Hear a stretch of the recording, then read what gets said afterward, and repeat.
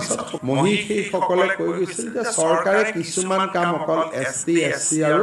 মহিলাসকলৰ কাৰণে কৰিব লাগে আজি এটা অসম চৰকাৰে অনুসূচিত জাতি আৰু জনজাতিৰ নিবনুৱা যুৱকসকলৰ বাবে এটা সিদ্ধান্ত লৈছে যে এতিয়াৰ পৰা ইভেন APSCৰ পৰীক্ষা হলেও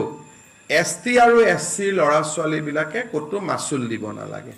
বিধানসভাত এখন আইন আহিব যে ST আৰু SC ক্যাটেগৰী ল'ৰা ছোৱালীবিলাকে কোনো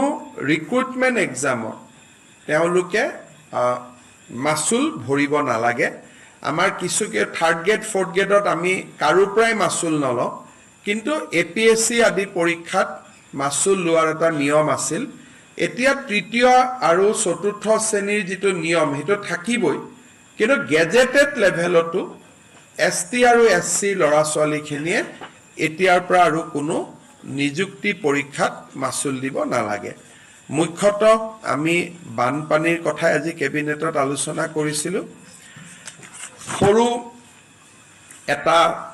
সিদ্ধান্ত আজি আমি লৈছো ST SC ক্ষেত্ৰত গেজেটেড অফিচাৰ এইটো এটা কিছুমান কাম আমি ST SC ল'ৰা ছোৱালীখানে কৰো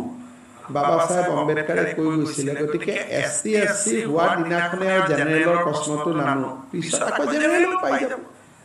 কিছুমান কাম সংবিধানৰ আৰ্টিকল 14 তে কৈ দিছে যে গভৰ্ণমেণ্টে কিছুমান কাম অকল ST SC ৰ কাৰণে কৰিব লাগে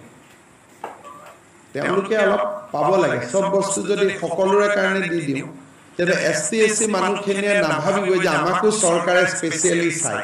গতিকে দুটা দিন তেওঁলোকৰ কাৰণে থাকিব সমাজ পিছত সকলোকে কৈ দিয়া হাৰ্ডলি কেই টকা উঠে থাৰ্ড গ্ৰেড আৰু ফৰ্থ গ্ৰেডটো সবে ফ্ৰীয়ে কৰে অকল লোক সেৱা আয়োগৰ পৰীক্ষা কেইটা ছোৱালীৰ কাৰণে কিবা এটা দিলে লগে লগে ল'ৰাক কেতিয়া দিব SC SC কাৰণে দিলে জেনেৰেলক কেতিয়া দিব তেতিয়ালে এই ছোৱালীখিনি বা SC SC খিনিয়ে প্ৰিভিলেজ ফিলে নকৰিব কেতিয়া যে সমাজে তেওঁলোকক গুৰুত্ব দিয়ে সেইকাৰণে বাবা সাহেব আম্বেদকাৰ ৰাম